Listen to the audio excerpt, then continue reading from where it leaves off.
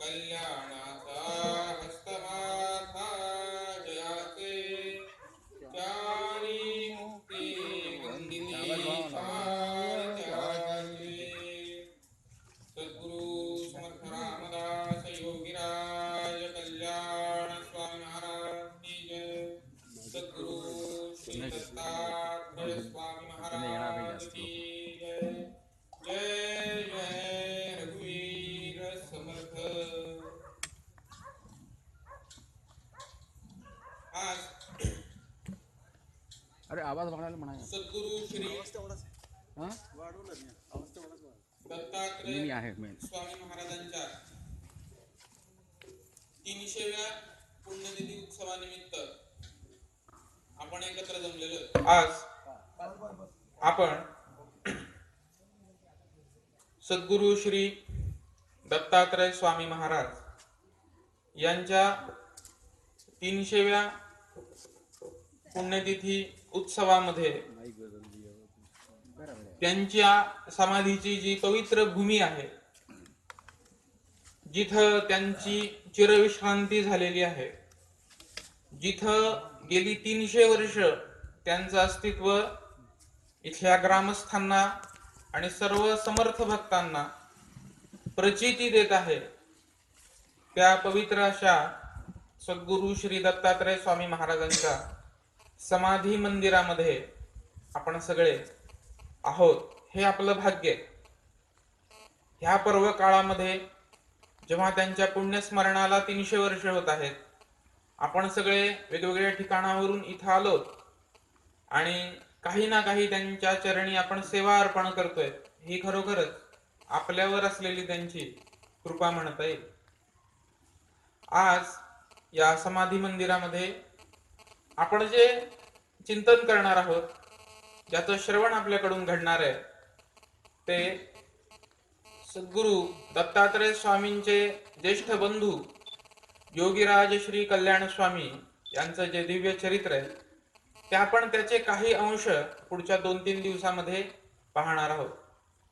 एक मोठा विलक्षण योगायोग म्हणता येईल की धाकट्या भावाच्या पुण्यस्मरणाच्या उत्सवामध्ये ज्येष्ठ बंधूचं चरित्र आपण ऐकतोय, ज्याच्यामध्ये अर्थात त्यांचा उल्लेख आहेच।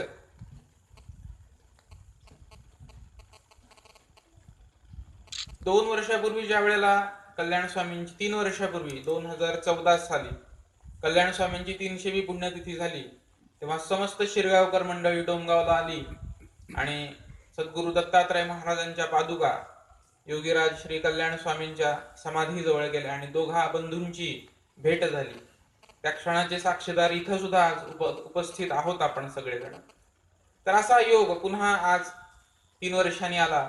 यांची 300वी पुण्यतिथी आहे आणि त्यांचं चरित्राचं गायन होते, म्हणजे जणू काही दोघा बंधूंचीच शब्द रूपानी म्हणा कुठल्या रूपानी भेट होते असं म्हणूया। समर्थांचे पट्ट शिष्य म्हणून आपल्याला सगळ्यांना योगीराज श्री कल्याण स्वामींचं जीवन माहिती आहे। तर कोण होते कल्याण स्वामी? त्यांचा जय जयकार आपण इथल्या उपासनेमध्ये करतो। दत्तात्रेय स्वामींचे मोठे बंधू असा आपल्याला परिचय आहे। तर ते कल्याण स्वामी कोण होते हे आपण गोष्टी रूपांमधून पाहणार आहोत। 300-350 वर्षापूर्वी किंवा त्याच्याही आधीच्या काळामध्ये भोगूर नावाचं एक गाव होतं।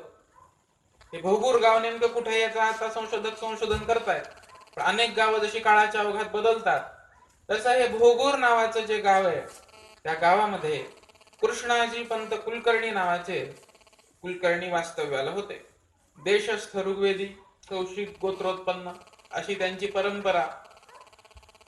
त्या कृष्णाजी पंतांचा त्या काळच्या प्रथेप्रमाणे अगदी तरुणपणी विवाह झाला आणि त्यांना एक मूल झालं, अपत्य झालं। परंतु दुर्दैवाने प्रारब्धाने म्हणा की ते मूलही गेलं आणि ती पत्नीही निवर्तली आणि अत्यंत तरुणपणी कृष्णाजी पंत जे मूळचेच विरक्त होते, ज्यांचा मूळचाच स्वभाव अत्यंत उपासनेमध्ये रमलेला आणि असा विरक्त होता, पत्नीही निवर्तली, मूलही गेलं आणि मूळचेच विरक्त असलेले कृष्णाजी पंत त्यांनी सर्व संघ परित्याग केला। म्हणजे काय केलं? आपली जी सगळी संपत्ती होती, जमीन जुमला होता, वाडा होता, तो सगळ्या भाऊबंधांना वाटला. आणि ते म्हणाले की आता पुढचं सगळं मी जीवन, माझं सगळं जीवन परमेश्वराची सेवा करण्यामध्ये, परमेश्वराची उपासना करण्यामध्ये, त्याचं नामस्मरण करण्यामध्ये मी व्यतीत करणार आहे. त्यामुळे आता प्रपंचाचा हा पाश मला नको. आणि मग आपलं जे कुलकर्णी पण होतं, म्हणजे गावचा हिशोब ठेवणे, शेतीवाडीची कामं, त्याचा हिशोब ठेवणे, हे सगळं कुलकर्णी पण त्यांनी त्यांच्या भावांकडे सोपवलं. आणि स्वतः अंगावरच्या एका वस्त्रानिशी त्यांनी घर सोडलं. आणि घर सोडून नाशिक, ब्रह्मगिरीचा डोंगर, सह्याद्री पर्वत अशी तीर्थयात्रा करत करत करत हे कृष्णाजी पंत कोल्हापूरमध्ये महालक्ष्मीच्या मंदिरामध्ये वास्तव्यासाठी आले. आणि महालक्ष्मीच्या मंदिरामध्ये भगवती श्री महालक्ष्मीची उपासना करावी, जशी आता आपण रामरायाची उपासना केली, मारुती रायाची उपासना इथं समाधी मंदिरात केली, तसं कोल्हापूरला जे 3.5 शक्तिपीठांपैकी एक असलेलं अत्यंत जागृत महालक्ष्मीचं मंदिर आहे, त्या मंदिरामध्ये उपासना करत राहणे अशा प्रकारचं जीवन कृष्णाजी पंतांनी स्वीकारलं. सकाळी उठावं, पहाटच्या काळामध्ये जप ध्यान करावं, नंतर दिवसभर दुर्गा सप्तशतीचा पाठ करावा, दिलेली भिक्षा ग्रहण करावी आणि संध्याकाळी तिथंच देवीच्या मंदिरामध्ये कुठेतरी जिथं जागा मिळेल तिथं झोपावं. पूर्ण दिवस त्यांच्या साधनेमध्ये आणि उपासनेमध्ये व्यतीत होत असे. त्याच कोल्हापुरामध्ये बरवाजी पंत कुलकर्णी नावाचे गृहस्थ होते, की जे त्या परिसरातले सुभेदार होते. त्या परिसरामध्ये त्यांना एक चांगलं पद होतं, दायित्व होतं त्यांच्याकडं. तर त्या बरवाजी पंतांचा सगळा प्रपंच कोल्हापुरामध्ये व्यवस्थित चालला होता. त्यांना एक बहीण होती, जिचं नाव रखमाबाई असं म्हटलेलं आहे जुन्या ग्रंथांमध्ये. त्या रखमाबाईंचा विवाह व्हायचा होता. आणि बरवाजी पंत आपल्या बहिणीसाठी चांगला वर कोण आहे, चांगला मुलगा कोण आहे, असं वर संशोधन करत होते. आणि बघा, त्या काळातली माणसं खूप संवेदनशील मनाची होती. त्या बरवाजी पंतांना भगवंताचा दृष्टांत झाला की तुझ्या बहिणीसाठीचा जो उपवर मुलगा आहे तो महालक्ष्मीच्या मंदिरामध्ये साधनारत आहे, तो महालक्ष्मीच्या मंदिरामध्ये साधना करतोय, तू जाऊन त्याला भेट, तोच तुझ्या बहिणीचा नियोजित वर आहे.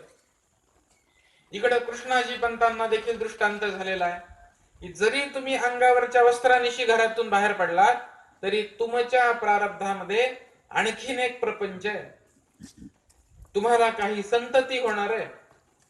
त्यामुळं जे समोर येईल, जे सहज समोर येईल, त्या प्रारब्धाचा स्वीकार करावा. देवीच्या मंदिरामध्ये कृष्णाजी पंत कुलकर्ण्यांना असा देवीचा दृष्टांत झाला. आणि ही मंडळी देवाच्या इच्छेने चालावे, देव करील ते मानावे ह्या धारणेने जगत असत. स्वतःच करते पण त्यांनी सगळं बाजूला ठेवलेलं आहे की मी करतो, माझ्या हातून होतंय, मी करतो, अशा प्रकारचा काही भाव नसे. दुसऱ्या दिवशी सकाळी अगदी पहाटेच बरवाजी पंत कुलकर्णी उठले. भगवंताचा, देवीचा दृष्टांत झालेला आहे, महालक्ष्मीचा दृष्टांत झालेला आहे, भगवंत महालक्ष्मीच्या रूपाने प्रकट झालेला आहे. आणि सगळं त्यांनी आपलं स्नान संध्या उरकली आणि पूर्ण केली आणि महालक्ष्मीच्या मंदिरामध्ये देवीच्या दर्शनाला गेले. महालक्ष्मीचं दर्शन घेतलं आणि त्यांनी पाहिलं की ज्याप्रमाणे दृष्टांत झालेला आहे त्याप्रमाणे एक अत्यंत तेजस्वी युवक जो सप्तशतीचा पाठ करतोय तो त्यांच्या दृष्टीला पडला. त्यांनी पाहिलं की हा एक तरुण आहे आणि अगदी मन लावून सप्तशतीचा पाठ चाललाय, दुर्गा सप्तशतीचा पाठ चाललाय. त्यांनी दिनक्रम पाहिला, संपूर्ण दिवस त्यांचा साधनेमध्ये गेला. ज्या वेळेला त्यांची साधना पूर्ण झाली त्यावेळेला बरवाजी पंत त्यांच्या जवळ गेले आणि म्हणाले, महाराज, कृष्णाजी पंत आपणच का? ते म्हणाले, हो. हो म्हणाले, तुम्हाला एक प्रार्थना करायची आहे. मला काल रात्री असा असा दृष्टांत झाला, मी माझ्या बहिणीसाठी वर संशोधन करतोय, बहिणीसाठी मुलगा पाहतोय आणि मला तुम्हाला भेटायचा आदेश झाला. ते म्हणाले, बरोबर आहे तुमचं, मलाही इकडं असा दृष्टांत झाला. देवीने सांगितलं की तुझ्या प्रारब्धामध्ये आणखीन एक प्रपंच आहे आणि मगाशी म्हटल्याप्रमाणे देवाच्या इच्छेने चालावे. तर विवाह होण्यास हरकत काही नाही, पण ते म्हटले मी असा अंगच्या वस्त्रानिशी बाहेर पडलेलो आहे, माझ्याकडे संपत्ती काही नाहीये, माझ्याकडे प्रपंच चालवावं असं काही नाहीये. आणि असं असताना तुम्ही तुमची बहीण तिचा विवाह माझ्याशी करणार का, असं कृष्णाजी पंत म्हणत आहेत. एवढंच नाही, मी ज्या कारणासाठी घर सोडून बाहेर पडलो त्या परमेश्वर प्राप्तीसाठी, माझा तो मनोदय काही संपलेला नाहीये, ते काही माझ्या मनातनं गेलेलं नाहीये. आता पुन्हा जरी विवाह झाला तरी काही वर्ष प्रपंच करीन, आणि काही वर्ष प्रपंच केल्यावर मी तीर्थयात्रेला निघणार आणि संन्यास घेणार. म्हटले चतुर्थाश्रम घेणार, मी संन्यास घेणार. म्हणजे आता माझ्याकडं संपत्ती काही नाही, पुन्हा काही वर्षांनी मी संन्यास घेणार. हे सगळं कृष्णाजी पंतांनी बरवाजी पंतांना सांगितलं. बरवाजी पंत म्हणाले तुम्ही प्रपंचाची काळजी करू नका, आपला प्रपंच भगवंताच्या इच्छेने व्यवस्थित होईल. आणि मी आहेच की म्हटले बहिणीसाठी, हा भाऊ कधीही तयार आहे तिचा सांभाळ करायला. तर आता भगवंताच्या जसे संकेत झालेत त्या पद्धतीने आपण तुमच्या दोघांचा विवाह करू. आणि त्याच्यानंतर योग्य मुहूर्तावरती बरवाजी पंतांची बहीण रखमाबाई आणि कृष्णाजी पंत यांचा अगदी परंपरेपणे छान असा विवाह झालेला आहे. आणि विवाह झाल्यावरती काही काळानंतर ह्या पती पत्नींना, ह्या दाम्पत्याला पहिला पुत्र झाला. तो देवीच्या कृपेने झाला, म्हणून त्याचं नाव अंबाजी असं ठेवण्यात आलं. अंबाबाईच्या कृपेने जो झाला तो अंबाजी. आणि नंतर काही वर्षांनी, 2-3 वर्षांनी जो दुसरा पुत्र झाला त्याचं नाव ठेवण्यात आलं दत्तात्रय. ज्यांच्या समाधी मंदिरामध्ये आपण बसलेलो आहोत त्यांचा जन्म झालेला आहे ते दत्तात्रय स्वामी. आणि काही ठिकाणी असा उल्लेख आहे या दोन भावंडांना एक तिसरी बहीण पण होती, एवढाच उल्लेख आहे, पुढे काही फार संदर्भ नाही आलेला. आणि मग काही वर्ष प्रपंच झाला, 2 मुलं झाली, आणि कृष्णाजी पंतांची जी उपरती आहे परमार्थाची, परमार्थ करण्याची, पूर्ण परमार्थाला वाहून घेण्याची, ती पुन्हा उर्मी जागृत झाली. आणि त्यांनी पत्नीला सांगितलं की झाला एवढा प्रपंच, आता पुरे झाला. तुझ्या भावाला पण मी सांगितलं होतं, आता मी काय करीन, आता पुन्हा तीर्थयात्रेसाठी बाहेर पडीन आणि चतुर्थाश्रम म्हणजे संन्यास घेईन, आणि संन्यास घेऊन सगळं जीवन भगवंताच्या नामस्मरणामध्ये व्यतीत करीन. पत्नीने पण परवानगी दिली. बरवाजी पंत कृष्णाजी पंत भेटले, त्यांनी सांगितलं, आणि सगळ्या प्रपंचाचा त्याग करून, सर्व संग परित्याग करून कृष्णाजी पंत घरातून बाहेर पडले आणि तीर्थयात्रा करत करत ते काशीला गेले. आणि काशीला गेल्यावर तिथं त्यांनी संन्यास घेतला आणि पुढचं सगळं जीवन आपलं परमेश्वराच्या चिंतनामध्ये, परमेश्वराच्या सेवेमध्ये घालवलं. आता अशा सत्पुरुषाची जी 2 मुलं आहेत ती पण काही सामान्य असणार नाहीत. मग ती माऊली रखुमाबाई आणि तिची 2 मुलं भावाकडे परत आली. त्या काळात प्रथा होती, कधी क्वचित पती निवर्तले, पती संन्यास घेऊन गेले, पती युद्धामध्ये कामी आले, तर ती माऊली आपल्या माहेरी येऊन राहत असे. मग रखमाबाई आणि तिची 2 मुलं, थोरला अंबाजी आणि धाकटा दत्तात्रय, आपला भाऊ बरवाजी पंत यांच्या घरी कोल्हापूरला वास्तव्याला आली. हा काळ बघा साधारण 1636च्या आसपासचा आहे. म्हणजे अंबाजींचा जन्म 1636चा असावा अंदाजे. आणि त्याच्यानंतर एक 2-3 वर्षांनी पुढचा जो दत्तात्रयांचा जन्म आहे, याच काळामध्ये म्हणजे 1645च्या सुमारास समर्थ रामदास स्वामी आपलं 12 वर्षाचं जे भारत भ्रमण आहे, तीर्थयात्रा आहे, ती पूर्ण करून कोल्हापूरमध्ये आले होते. समर्थ रामदास स्वामींचा जन्म सन 1608 चैत्र शुद्ध नवमी. त्याच्यानंतर 12 वर्ष त्यांनी घरामध्ये त्यांच्या बाललीला केल्या. 12 वर्ष पूर्ण झाली आणि विवाह मंडपातून परमेश्वर प्राप्तीसाठी घराचा त्याग केला. 12 वर्ष टाकळीला साधना केली, रामरायाची कृपा प्राप्त केली. आणि त्याच्यानंतर पुढची 12 वर्ष त्यांनी आसेतू हिमाचल संपूर्ण भारत आपल्या पायाखालून घातला. समाजाची परिस्थिती काय आहे सगळं वर्णन त्यांच्या वाङ्मयामध्ये.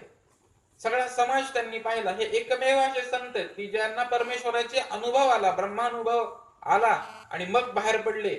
त्यांना असं नाही वाटलं की आता आपण समाधिस्थ व्हावं, आता काही ईश्वर प्राप्त झालेला आहे. सगळा समाज पाहिला. समाजाची भीषण परिस्थिती पाहिली. स्त्रियांवरती अत्याचार होत आहेत, गायी कापल्या जात आहेत, मंदिरं उद्ध्वस्त केली जात आहेत, सगळा धर्माचा समतोल बिघडलेला आहे आणि सगळा समाज फक्त स्वतःपुरता विचार करणारा झालेला आहे आणि आपला समाज सर्व प्रकारे गलित गात्र झालेला आहे. त्याच्यामध्ये सत्व काही राहिलेलं नाहीये. आता अशा महापुरुषांनी ज्या वेळेला समाजाची परिस्थिती ही पाहिली, त्यावेळेला बुडती हे जन न देखावे डोळा म्हणून कळवळा येत असे. समर्थ म्हणतात, चिंतेने ऊर फाटतो की रामाचे आणि कृष्णाचे वंशज कोणाच्या तरी गुलामगिरीमध्ये खितपत पडलेले. आणि म्हणून समर्थांनी असा निश्चय केला की तो होता धर्म संस्थापनेचा. परित्राणाय साधूनाम विनाशाय च दुष्कृताम धर्म संस्थापनार्थाय संभवामी युगे युगे. धर्माची संस्थापना समाजामध्ये झाली पाहिजे. धर्माची संस्थापना म्हणजे काय? तर आमचा एखादा विद्यार्थी अभ्यास करणारा, तो पुस्तकाला हळद कुंकवाचं बोट लावेल, त्याचा नमस्कार करेल, पण अभ्यास काही करणार नाही. हा धर्म आहे का?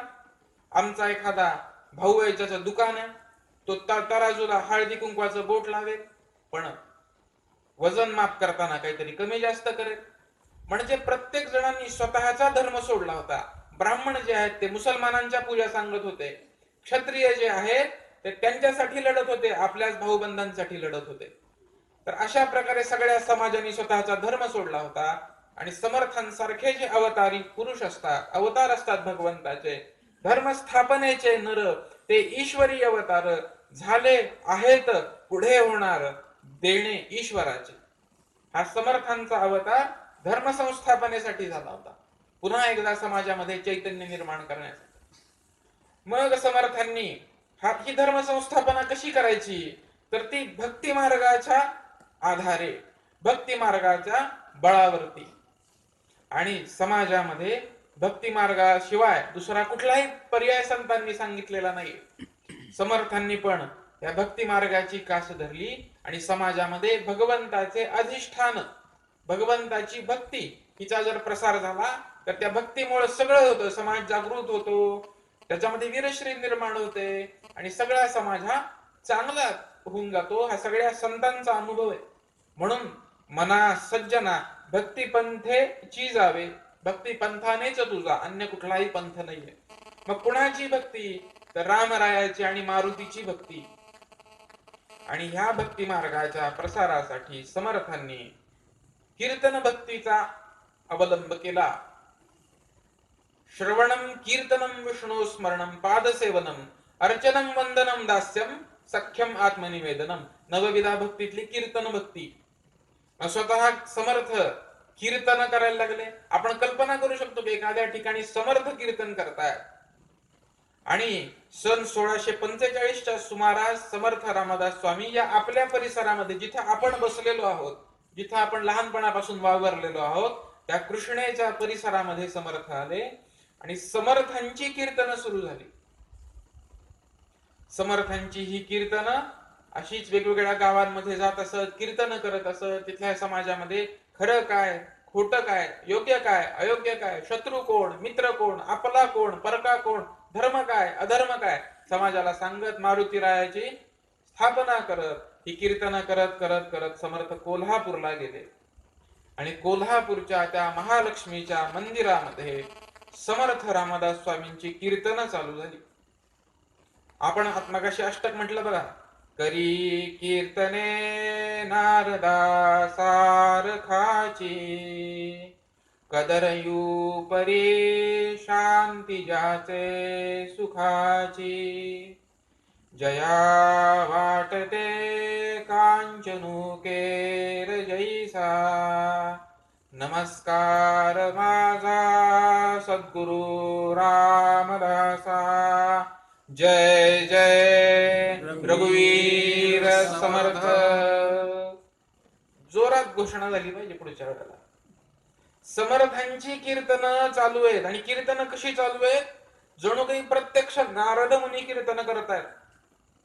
कीर्तन मनोरंजनासाठी नाही, विनोदासाठी नाही, तासभर बरा जावा म्हणून कीर्तन नाही. कीर्तन भक्तीचे आचार्य नारद मुनी आहेत, भक्ती सूत्राचे लेखक. त्या नारद मुनी जणू काही भगवंताच्या वैकुंठामध्ये त्याचं कीर्तन करतायत. अशी समर्थांची कीर्तन चालू आहेत. समर्थ ज्या वेळेला कीर्तनाला उभं राहत असत त्यावेळेला भक्ती, ज्ञान, वैराग्य, भागवत सर्वही ग्रंथांचं सार आपल्या कीर्तनांमधून सांगत असत.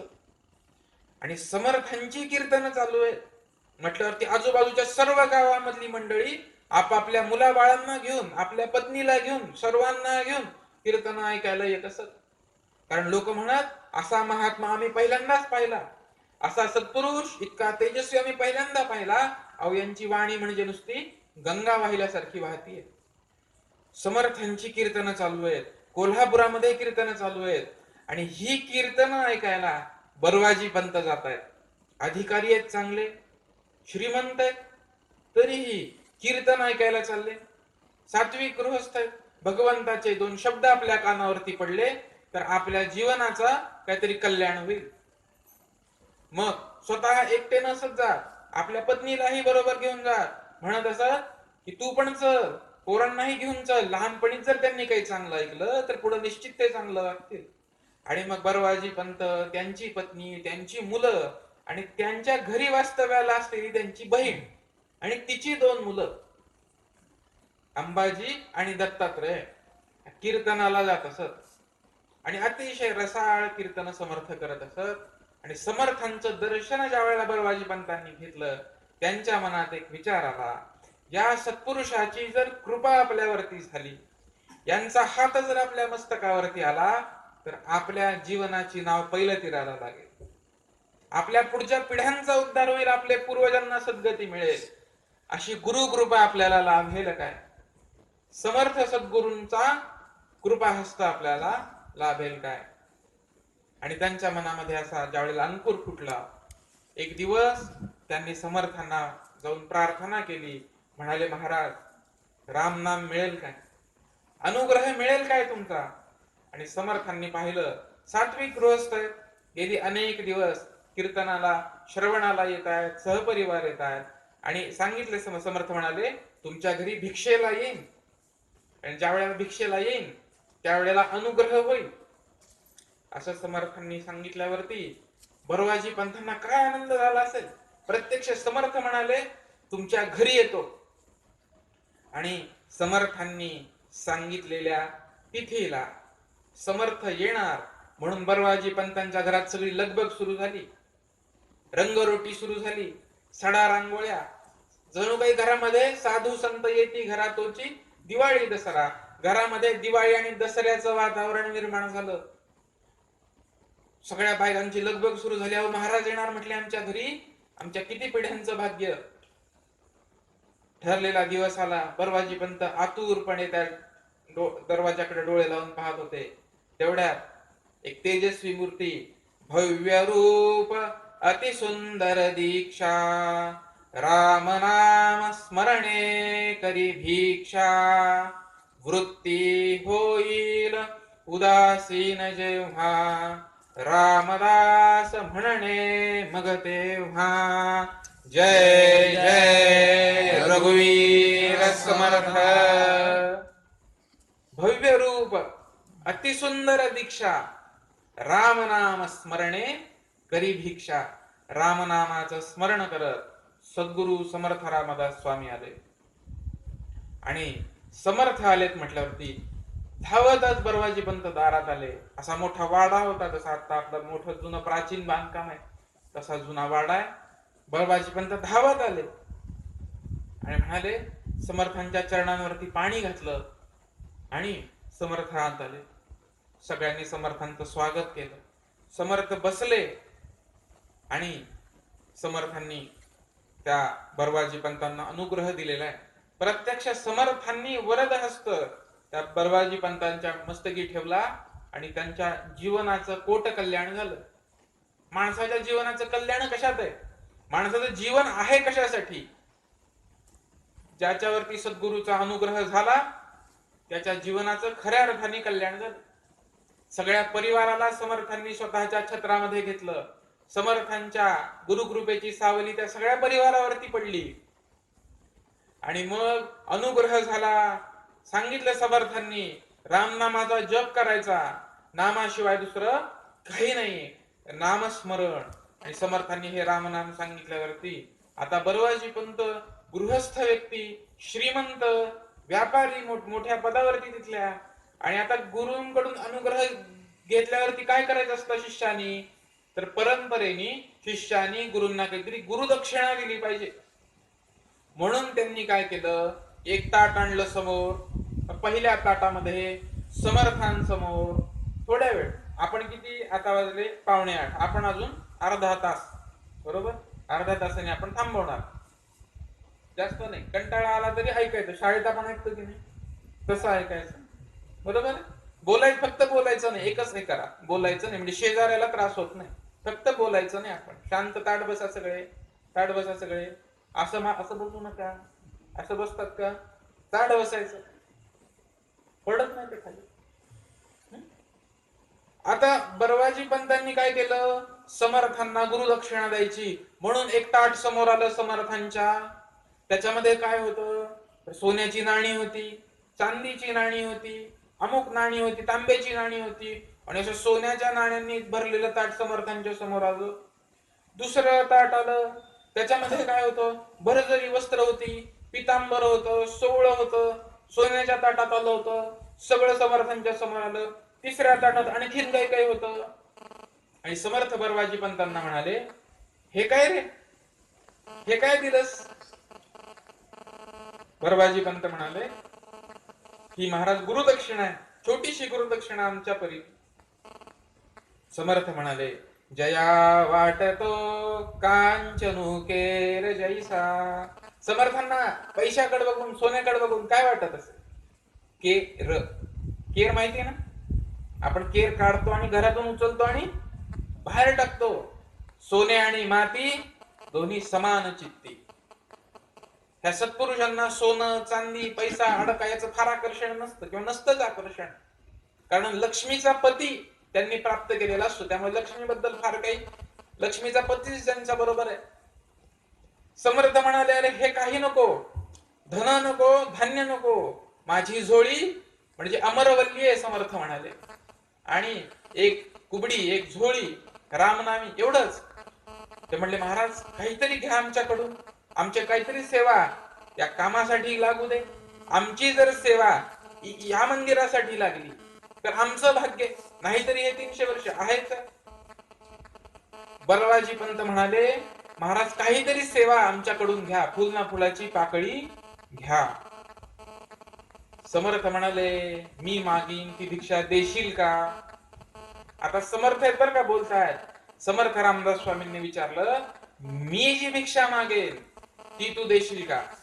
बरवाजी पंतांनी हात जोडले, म्हणाले, महाराज तुम्ही आज्ञा करा, तुम्ही प्राण जरी, त्याची जरी भिक्षा मागितली तर तुमच्या चरणी प्राण अर्पण करेन. ही निष्ठा आहे सद्गुरूंच्या चरणी. समर्थ म्हणाले, समर्थांनी कोपऱ्यात बोट केलं, स्वामी बोलते हा सुनी, हा पुत्र नाही असोनी, योग भ्रष्ट प्राणी जन्मोजन्मीचा, हा तुझ्या नाही कामाचा, उपयोगी पडेल अमुच्या, लाभ घेईल भिक्षेचा अखंडित. समर्थांनी अंबाजीकडे बोट केलं आणि म्हणाले, तो जो पोरगा आहे ना अंबाजी, तो जो मुलगा आहे ना अंबाजी, तो अंबाजी मला भिक्षा म्हणून दे म्हटले. काय म्हणाले, की तो जो अंबाजी आहे किती वर्षाचा असेल, 8-10 वर्षाचा मुलगा असेल. समर्थ घरी आले होते, ते काही जेवण्यासाठी आले नव्हते, ती भिक्षा म्हणजे भोजनाचा प्रकार नाहीये. कुग्रामे अथवा नगरे, पहावी घरांची घरे, भिक्षा मिसे लहान थोरे, परीक्षून सोडावी श्रीराम. समर्थ भिक्षा का मागत असत, तर छोटी छोटी गावं, कुग्रामे अथवा नगरे, मोठी मोठी गावं, पहावी घरांची घरे, वेगवेगळ्या घरात जावं, त्या घरामधल्या माणसांना भेटावं, त्यांच्या अडचणी काय आहेत, त्यांच्या समस्या काय आहेत, त्यांची सुख दुःख काय आहेत, त्या घरामध्ये भक्त कोण आहेत, त्यातल्या कुणाला रामाविषयी प्रेम आहे, हे सगळं पाहावं. भिक्षा मिसे लहान थोरे, परीक्षून सोडावी. ज्या वेळेला भिक्षेला जातोय त्यावेळेला सगळ्यांकडे पाहावं आणि रामाच्या कामाचा कोण आहे तो अगदी हेरावा. समर्थ आले होते, भिक्षा मागत होते, पण त्यांनी पाहिलं हा जो अंबाजी आहे ना हा एकदम चुणचुणीत आहे. कोणीतरी म्हटलं अरे पूजेसाठी ते कुंकवाचं तिथं लांबच राहिलं, पटकन कुंकू आणून दिलं. कोणी म्हटलं पूजेचं पाणी कुठं आहे, पटकन आडातून पाणी काढून दिलं. तेवढ्यात समर्थ बघत होते हाच तोरण लावतोय, सगळी कामं करतोय. तेवढ्यात समर्थ म्हणाले अरे इकडे. समर्थांनी बोलवलंय म्हटलं अंबाजी म्हणाले अरे मी तुला एक श्लोक म्हणवतो, तो मला म्हणून दाखव बरं. समर्थांनी एक श्लोक म्हटला आणि एकदा ऐकून अंबाजीने जसाच्या तसा तो श्लोक म्हणून दाखवला. आपण 8 दिवस पाठ करतो तरी पण परीक्षेमध्ये एखादी ओळ विसरतो. रिकाम्या जागा भरा, सरांनीच भरा, आम्ही आपले काय रिकाम्याच ठेवतो. पण अंबाजी किती बघा हुशार होते, 10-12 वर्षाचे होते. एक श्लोक ऐकला आणि एक श्लोक ऐकला की लगेच म्हणून दाखवला. समर्थ म्हणाले हा श्लोक जो म्हणलाय ना तो आता लिहून दाखव. तरी पटकन त्यांच्या लिखाणाचं साहित्य आणलं, सगळं जागच्या जागी होतं. आईला नाही विचारलं आई वही कुठे आहे, आई पेन कुठे आहे, असं अजिबात नाही विचारलं. पटकन गेले, लिखाणाचं साहित्य आणलं, तो श्लोक लिहून दाखवला, गोल गरगरीत मोत्यासारखा हस्ताक्षर. आणि समर्थांनी पाहिलं, मोठ्या माणसांसाठी सांगतोय, योगी सत्पुरुषाच्या शरीरावरती जी सामुद्रिक चिन्ह असतात, ज्या खुणा असतात, त्यांचे डोळे म्हणा, त्यांचे कान म्हणा, त्यांचे खांदे म्हणा, त्यांचे बाहू म्हणा, योग्यांची जी शरीर असतात ती वेगळ्या पद्धतीची असतात. समर्थांना त्या अंबाजीच्या देहावरती त्या खुणा दिसल्या होत्या की हा योग भ्रष्ट प्राणी जन्मजन्मीचा आहे. जन्मजन्मांतरीची ज्यांनी साधना केलेली आहे तो कोणीतरी इथं अंबाजी म्हणून जन्माला आलेला आहे. आणि त्या अंबाजीला समर्थांनी भिक्षेच्या निमित्ताने बरवाजी पंतांच्या घरी आल्यावरती हेरलं होतं. आणि म्हणून समर्थ म्हणाले की हा तुमच्या कामाचा नाहीये, तुमच्या कामाचा म्हणजे हा लग्न करून संसार थाटणारा नाहीये, मग त्याची बायको, त्याची सून, ती सून येऊन तुमची सेवा करणारी नाहीये. हा तुमच्या नाही कामाचा, उपयोगी पडेल अमुच्या, लाभ घेईल भिक्षेचा अखंडित, रामरायाच्या भिक्षेवरती हा राम कार्य करेल. आणि समर्थांनी ही अलौकिक भिक्षा मागितलेली. आपण विचार करू शकतो, आज कुठले तरी महाराज आपल्या घरी आले आणि म्हणाले तुमचा नातू देता का हो, तुमचा मुलगा आमच्या बरोबर पाठवता का हो भिक्षा मागायला. पण ती माणसं वेगळी होती, सद्गुरूच्या चरणी समर्पित झालेली होती. बरवाजी पंत क्षणाचा विलंब न करता म्हणाले, महाराज हा जर माझा मुलगा असता तर आहे त्या क्षणी तुम्हाला अर्पित केला असता. पण म्हणाले हा माझा मुलगा नाहीये, हा माझ्या बहिणीचा मुलगा आहे. आपण तिला विचारू, ती जर म्हटली तर ह्या पोराला घेऊन जा म्हटले तुम्ही, त्याच्या आयुष्याचा उद्धार होईल. त्या काळच्या प्रथेप्रमाणे ती जी माऊली आहे ती आतल्या खोलीमध्ये होती. त्या काळामध्ये स्त्रिया बाहेरच्या ओसरीवर येत नसत, ती बाहेर आतमध्ये दाराच्या आतमध्ये ती माऊली उभारली होती. समर्थांनी त्या माऊलीकडे पाहिलं फक्त. ती माऊली म्हणाली, महाराज अंबाजीस नेता आणि आम्हासी टाकीता काय म्हणून. त्या म्हणाल्या, महाराज तुम्ही अंबाजीला मात्र घेऊन चाललात बरोबर, आणि या दत्तात्रयाला का हो सोडून चाललात. आणि ही 2 पोरं जर तुमच्या बरोबर आली तरी माझं तरी काय येईल. त्या म्हणाल्या मीही येईन, मीही मठात 4 भाकरी करीन, आलेल्यांना अन्नदान करीन, मीही रामरायाच्या सेवेत येईन. असं ती माऊली म्हणाली. ज्या तरुण स्त्रीचा पती संन्यास घेऊन निघून गेलेला आहे आणि ही 2 मुलं जिचं सर्व काही आहे. एखादी आई म्हटली असते आधीच ह्यांचा बाप निघून गेलाय, आता तुम्ही पुन्हा काय पोरं घेऊन चाललात. पण ती आई पण तशीच होती. आपल्याकडे देशामध्ये खूप मोठे क्रांतिकारक होऊन गेले, त्याच्यामध्ये एक होते चाफेकर बंधू. तुम्ही जर कधी चिंचवडला गेलात तर तिथे चाफेकर बंधूंचा मोठा पुतळा आहे. तर हे 3 सख्खे भाऊ फासावर गेलेले. एका भावाचं वय 23 वर्ष आहे, एका भावाचं वय 21 वर्ष आहे, एका भावाचं वय 19 वर्ष आहे. अशा इतक्या कमी वयामध्ये 3 सख्खे भाऊ इंग्रजांच्या विरोधात बंड करून केल्यामुळे इंग्रजांनी त्यांना फासावर दिलेले. जगाच्या इतिहासातली एकमेव घटना आहे. तीन सख्खे भाऊ फासावर दिल्याचे. त्यावेळेला स्वामी विवेकानंदांच्या शिष्या भगिनी निवेदिता होत्या. त्यांना ही बातमी कळाली की तीन सख्खे भाऊ इंग्रजांनी फासावर दिले. मग त्यांना वाटलं की त्यांची आई कोण आहे, अशी कोण माता आहे ज्यांनी अशी तीन मुलं जन्माला घातली. म्हणून त्या तिकडून आल्या आणि ह्या माऊलीला भेटायला गेल्या. ह्या चाफेकर, बाळकृष्ण हरी आणि दामोदर ह्या तीन भावांच्या आईला भेटायला गेल्या. त्या म्हणाल्या, अहो तुमची तीन मुलं फासावर गेली, आणि म्हणून त्यांनी नमस्कार केला.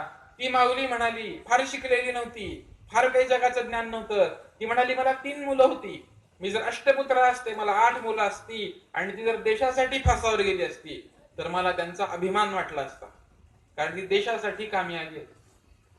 असंच अंबाजीच्या आणि दत्तात्रयांच्या मातोश्री म्हणाल्या की ह्या एकट्यालाच कशाला नेता रामाच्या कामासाठी, हा धाकटा सुद्धा न्या. म्हणून दत्तात्रय स्वामी सुद्धा अंबाजी बरोबर निघाले. आणि त्या म्हणाल्या, माझं काय राहिलं मग आता, मीही कुठल्या तरी ठिकाणी रामाच्या मंदिरात राहीन आणि 4 भाकरी थापीन, दैवाचा नैवेद्य करीन, माझीही सेवा रामाकडून होऊ द्या. म्हणून एकटे आलेले समर्थ रामदास स्वामी जे बाहेर पडले, ते तिघांना घेऊन बाहेर पडले. समर्थांनी समुदाय कसा जमवला, शिष्य संप्रदाय कसा जमवला, याच्यावरून आपल्याला लक्षात येतं. दत्तात्रय, मोठे बंधू अंबाजी आणि त्यांच्या मातोश्री रखुमाबाई हे तिघही घरातून बाहेर पडले आणि समर्थ त्यांना घेऊन पुन्हा त्यांच्याबरोबर वेणा स्वामी होत्या, अक्का स्वामी होत्या, उद्धव स्वामी होते. हा सगळा शिष्य परिवार समर्थांच्या मागोमाग रामनामाचा घोष करत बाहेर पडलेला आहे. आणि मग समर्थ आले पुढं, इथं आपल्या गावात आले. म्हणजे भाग्य असतं बघा एकेका भूमीचं. इतकी गाव आहेत आजूबाजूला, कुठं कोल्हापूर, कुठं सज्जनगड, कुठं चाफळ, पण समर्थ शिरगावला आले. हे ह्या भूमीचं भाग्य की जिथं एवढ्या मोठ्या सत्पुरुषाचं आगमन झालेलं आहे. कारण ही मंडळी उगीच एखादं स्थान निवडत नसतात, त्याच्या मागे खूप मोठी दृष्टी असते. आणि समर्थांनी इथं आल्यावरती दत्तात्रय स्वामींना उपदेश केला. ते म्हणाले की तुम्ही आता गृहस्थाश्रम स्वीकारा, तुम्ही लग्न करा, आधी प्रपंच करावा नेटका, मग घ्यावा परमार्थ विवेका. समर्थांनी दत्तात्रय स्वामींना असं सांगितलं की आता तुम्ही प्रपंच करा. दत्तात्रय स्वामींसाठी समर्थांनी इथं मठाची स्थापना केलेली आहे. आजही ती वास्तू आपल्या डोळ्यासमोर आहे. आणि तिथं स्वतः समर्थांचं काही काळ वास्तव्य झालं. त्यांनी तिथं स्वतःच्या हाताने मारुतीरायाची स्थापना केली. आश्चर्यकारक गोष्ट, ज्या काळामध्ये आहे ती मंदिर उद्ध्वस्त केली जात असत, त्या काळामध्ये ह्या सत्पुरुषांनी असे तू हिमाचल संपूर्ण भारतात मंदिरांची निर्मिती केली, मारुतीरायाची स्थापना केली. दत्तात्रय स्वामींचं विवाह झालेला आहे आणि त्यांची ती आई जी म्हटली होती याला एकट्यालाच कशाला नेताय, ह्या धाकट्याला पण घेऊन जावा, ती माऊली सुद्धा इथंच वास्तव्याला होती. आणि समर्थांनी सांगितलं, मातृदेवो भव, रामाची सेवा करा, आईची सेवा करा, भक्ती मार्गाचा प्रसार करा, समाजामध्ये रामनामाचा प्रसार करा. आणि दत्तात्रय स्वामींचं वास्तव्य ह्या भूमीमध्ये झालेलं आहे, जिथं आपण आज बसलेलो आहे. कोण एकेकाळी नव्हे, आजही ते इथं अनुभव देत आहेत. कोण एकेकाळी ते वावरलेले आहेत इथं इथं इथं त्यांचं सगळं वास्तव्य झालेलं आहे. तीही भूमी आहे, आपलं गाव अशा अलौकिक सत्पुरुषाच्या वास्तव्याने पावन झालेलं आहे. आपलं हे भाग्य म्हणजे आपल्या सर्वांचा जन्म इथं झालेला आहे. इथं आपण राहता गेली अनेक वर्ष. आणि मग दत्तात्रय स्वामी इथं राहिले, समर्थ काही काळ इथं राहिलेले. दत्तात्रय स्वामींना सगळे शिकवलेले छोट्या छोट्या गोष्टी, उपासना कशी करायची, श्लोक कसे म्हणायचे. आणि त्याच्यानंतर समर्थ इथून पुढे मार्गस्थ झाले. आणि अंबाजी जे आहेत मोठे बंधू दत्तात्रय स्वामींचे, ते आजन्म समर्थांच्या सेवेमध्ये राहिले. ती कथा आपण पुढे पाहणार आहोत पुढचे 2-3 दिवस. दत्तात्रय स्वामींचा विवाह झाला, त्यांना पुत्र झाला. सद्गुरू काळजी करतात म्हणजे किती करतात. तर दत्तात्रय स्वामींच्या मुलाचं नाव राघव स्वामी. तर त्या राघव स्वामींची जी मुंज आहे ती वडिलांच्या मांडीवर लागत असते. मुंज शक्यतो वडिलांच्या मांडीवर लागते. वडील हेच गुरु असतात त्या विधीमध्ये. पण राघव स्वामींची मुंज समर्थांच्या मांडीवर लागलेली आहे. म्हणजे सद्गुरु शिष्याचा भार घेतात. म्हणजे त्यांच्या पुढच्या सगळ्या पिढ्या, ज्यांच्यातल्या काही सत्पुरुषांच्या समाध्या इथं आहेत, त्या सर्वांच्याही वरती कृपा कटाक्ष समर्थांचा राहिलेला आहे. म्हणजे ज्यांनी स्वतःला समर्थ चरणी समर्पित केलं, त्यांच्या मुलाची मुंज लावण्यापासून समर्थांनी सगळं केलेलं आहे. म्हणजे वडील जे करतात ते सगळं समर्थांनी केलेलं आहे यांच्यासाठी. अशा प्रकारची कृपा समर्थांची दत्तात्रय स्वामींवरती, अंबाजींवरती, जे भविष्यामध्ये योगीराज कल्याण स्वामी झाले त्यांच्यावरती होती. पुढं अंबाजी जवळजवळ 60 वर्ष समर्थांच्या सेवेमध्ये राहिले. तो कथाभाग आपण उद्या पाहूया. उद्या सकाळी इथं दासबोध पारायण चालूच आहे आपलं, काल आधीपासून काही दिवस. संध्याकाळी 5 वाजता हरिपाठ असतो. हरिपाठाच्या नंतर उपासना असते आणि उपासना झाली की बरोबर 7 वाजता आपण या कथेला सुरू करूया. 7 ते 8, सव्वा आठच्या आधी तुम्हाला इथून मी मोकळं करीन असं सांगतो. पुढची 4 दिवस आपण कल्याण स्वामींचं चरित्र पाहणार आहोत. तर आपल्या सर्वांना विनम्र प्रार्थना आहे की आपल्या परिवारातली सगळी मंडळी या उत्सवामध्ये येतील असं पाहावं. प्रवचनाला, उपासनेला सर्वांनी यावं आणि आपल्या आजूबाजूला सर्वांनी निरोप द्यावा की दत्तात्रय स्वामींचा 300वा त्रिशताब्दी 300व वर्ष चालू आहे. हा अतिशय मोठा योग आहे आपल्या गावकऱ्यांच्या दृष्टीने.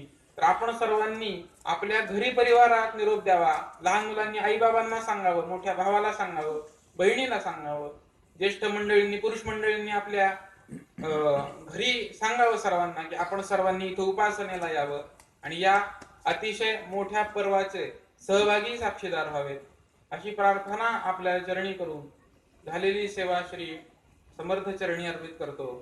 जय जय रघुवीर समर्थ.